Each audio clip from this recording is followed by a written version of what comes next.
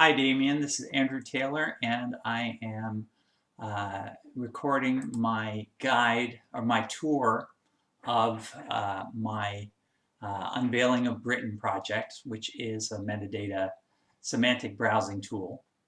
Let's take a look at it. So I will load the software.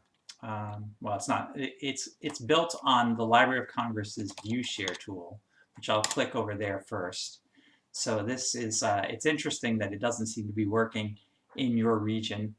That is a problem that I should probably bring to their attention. And I'll load my particular embedded web page, which is right here. Unveiling of Britain is the name of the 1999 project, and I've kind of called my project Unveiling the Exhibition, but regardless.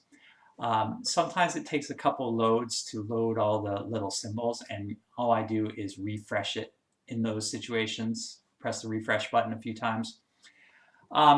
Let's take a look at the different options. First, it shows all the images in the middle column, all the images of the whole collection, which is 403 maps. They are organized by date group, which is century, so we can see the distribution of the different maps. We can see that at the beginning, of course, in the beginning, there are very few maps. Then the bulk of this particular collection is during the 16th century. So let's see how the interface works. I'll pick the Higden world map here. This is the way I designed it using HTML tooltips. If you want to view the image large, you just click on the image and it brings it up at a medium large size. You see this gray outline. The purpose of the gray outline is that they're all the same size and it's consistent. If we want to know what the Higden world map is, we can read the longer description. I created this short one so it fits. And the larger description is it has a longer title, and this is a float over. It's not something you click on. It brings up the float over description, thus allowing you to read the text without leaving the interface. This works for all of them. Sometimes there's maybe, if there's a quotation mark, it might have messed with the coding and it doesn't work perfectly, but it works very well. So we can look at things by different centuries, that's one way of searching the collection. There's also by creator. I'll switch this so it shows all the creators. Yeah, so all the creators alphabetically, if you wanted to search that way, but you wouldn't really switch it. I would keep it in the date view personally. Go back to date group. So here's all the creators listed, along with how many images are associated with them. So Mercator has 12 images. So let's take a look at that. And you can see that all the Mercator maps are engravings. You can see that in technique, and material not given. I assume it's paper. It didn't exist in the original metadata, and I didn't create it. So let's turn off Gerard, and now we can see all the different materials possible and how many.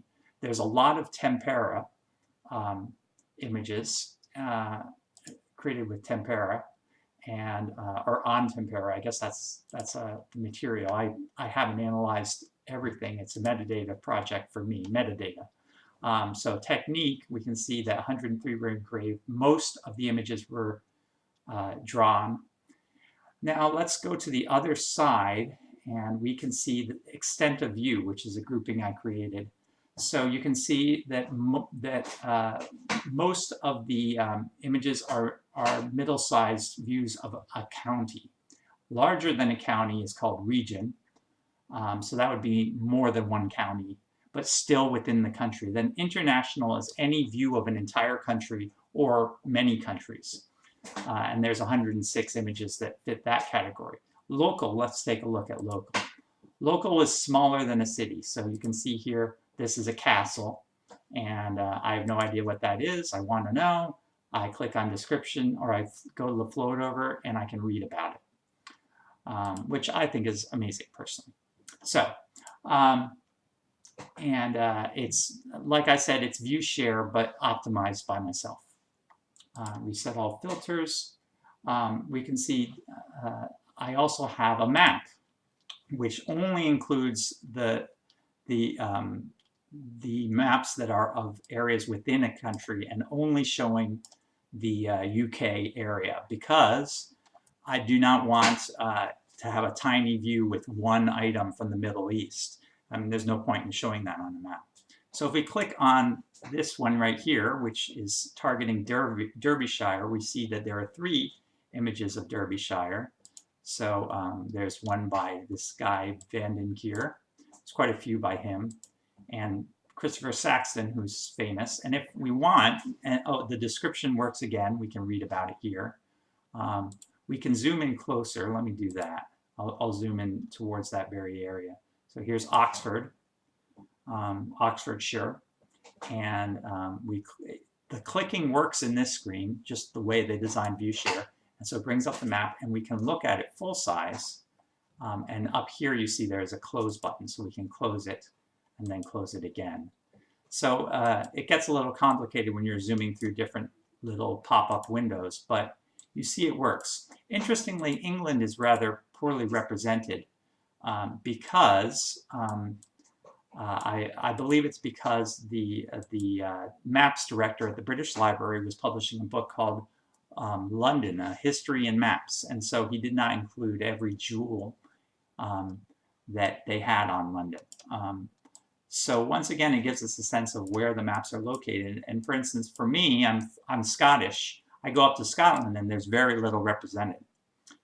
So not much in Scotland, more in France, believe it or not. In fact, we can look at a domestic pie chart showing the different countries. Each country, these are the domestic maps within the countries. So Scotland is only 1.28%, whereas England is 84%. So this is a very England-specific map. So let's go back to our gallery, and I want to show you the international maps. So here's all the international maps showing England specifically. There's also world maps. What am I doing here?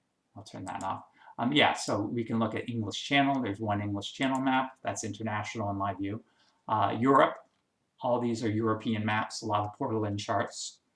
And I'm very pleased with how this project worked out. And if you wanted to read about it, you just do it very easily. And it's a good way to explore the collection semantically in terms of what it is. For instance, I remember this guy, Joan Martinez. This man was a Portland chart person. We can check out his work. We can even question whether he did all of them by comparing the artwork.